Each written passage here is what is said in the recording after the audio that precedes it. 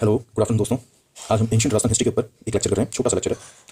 हम हिस्ट्री को पढ़ने के पहले हमने उसको कुछ इजी रहे इसलिए हमने उसको टाइम पीरियड्स में बांटा हुआ है और उनके कुछ नाम भी दे रखे हैं। उस टाइम की कुछ ना कुछ उपलब्धि या फिर कुछ कोई स्पेसिफिक चीज़ की वजह से उसको वो नाम दिया गया है। जैसे हम शुरुआत में स्टोन का यूज़ लेने लगा था माना, तो उस एरा को हमने स्टोन एरा कहा। कालांतर में हमने कॉपर को ढूंढ लिया तो हमने कॉपर एरा बना लिया। फिर उसके बाद हमने कॉपर में टिन मिलाया तो उसको ब्रॉन्ज एरा कहने लग गए। फिर आयरन की खोज हो गई तो आयरन एरा आ गया, जिसमें बड़ा एडवांस एरा है। इसके बाद हमें काफ़ी सारी मानव सभ्यता में विकास हुआ आयरन की वजह से। फिर उसके बाद महाजनपद का एरा आ गया। भारत में कुल 16 महाजनपद थे। कालांतर में एक महाजनपद जो कि मगध महाजनपद था, बिहार से राज करता था, वो पावरफुल हो गया और उसने बाकी सभी महाजनपद को अपने अंडर में कर लिया। इसलिए हम उस महाजनपद की डायनेस्टी के नाम से उस एरा को समझते हैं, उस एरा को नाम देते हैं और उसको नाम दे दिया हमने मौर्यंस एरा।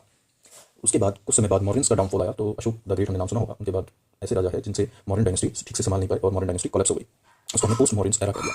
फिर एक गुप्ता डायनेस्टी आई जो कि गोल्डन, जिनका time golden era of Indian history कहलाता है। गुप्ताज ने पूरे भारत को यूनाइट किया वापस, लेकिन वही हुआ कि गुप्ताज भी खत्म हो गए धीरे धीरे 550 ईस्वी तक, मतलब 550 AD तक ये भी कोलैप्स हो गए। इसको पोस्ट गुप्ताज एरा कहते हैं, इसके बाद का जो एरा है। अच्छा, इसको प्री मिडिवल एरा भी कहते हैं क्योंकि मिडिवल से पहले का एरा था। इस टाइम पे राजपूत शासकों ने राज किया तो इसको हम राजपूत एरा भी कहते हैं। और इस टाइम पे भारत की 3 बड़ी जातियां, पश्चिम से प्रतिहार, पूर्व से पाल और दक्षिण से राष्ट्रकूट, आपस में लड़ रही थी, इसलिए इसको त्रिपक्षीय संघर्ष काल भी कहते हैं। आगे हम देखेंगे कि ये जो पाल थे यही गौड़ राजपूत बने, राष्ट्रकूट थे यही राठौड़ बने। ठीक है, अब हम स्टोन एज के बारे में पढ़ते हैं। तो सबसे पहले हमारे को एक नॉलेज होनी चाहिए कि राजस्थान में पुरातत्व के जनक यानी फादर ऑफ आर्कियोलॉजी इन राजस्थान कौन है, तो कार्लाइल है। इन कार्लाइल ने 3 लोगों को एक एक करके राजस्थान में भेजा, जिसमें 1870 में C.A. हैकेट को भेजा और इन्होंने जयपुर और इंद्रगढ़ बूंदी टोंक से एक स्टोन हैंडएक्स का खोज की। सेम स्टोन हैंडएक्स सटनकर को झालावाड़ से मिलती है। उसके बाद बेओचिन को भेजा जाता है, उन्होंने भी सेम स्टोन हैंडएक्स जालोर से ढूंढी। ठीक है, कहते हैं इस टाइम का कोई जो प्रमुख केंद्र यानी प्रोमिनेंट सेंटर कोई रहा हो तो वो था बागोर, जो कि कोठारी नदी के किनारे भीलवाड़ा में वर्तमान में एग्जिस्ट है। ठीक है, इसको राजस्थान की प्राचीन सभ्यताओं का क्रेडल यानी पालना कहते हैं, क्योंकि सबसे प्राचीन है। इसका एक्सकेवेशन यानी उत्खनन जो हुआ वो वीरेंद्रनाथ मिश्र ने किया और उन्हें यहाँ पर क्या मिलता है, उन्हें छोटे छोटे लघु पाषाण उपकरण मिलते हैं, इनको माइक्रोलिथ्स कहा जाता है।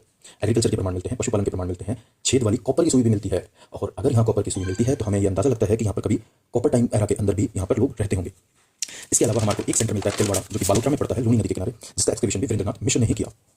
यहाँ पर भी लगभग सेम चीजें ही मिलती हैं, बस एग्रीकल्चर के प्रमाण नहीं मिलते हैं और एक एक्स्ट्रा चीज मिल जाती है जैसे अग्निकुंड, फायर ऑर्डर जिसे कहते हैं। ठीक है, इसके अलावा एक सेंटर मिलता है बालोतरा के अंदर ही पचपदराना, वहाँ पर भी कुछ प्रमाण मिलते हैं। इसके अलावा बुढ़ा पुष्कर जो कि अजमेर में है वहाँ मिलते हैं, जायल जो कि नागौर में है वहाँ मिलते हैं, डीडवाना जो कि अब एक नया जिला है नागौर से ही अलग हुआ है वहाँ भी मिलते हैं। तो इस प्रकार हमने देखा कि स्टोन एज के अंदर राजस्थान के अंदर कौन कौन से सेंटर थे और क्या क्या हमें लगभग प्राप्त हुआ। इसके साथ ही हमने हिस्ट्री के कालक्रमों को भी समझा, साथ ही हमने फादर ऑफ आर्कियोलॉजी जो कि कार्लाइल ने उन्हें भी समझा। ठीक है, थैंक यू।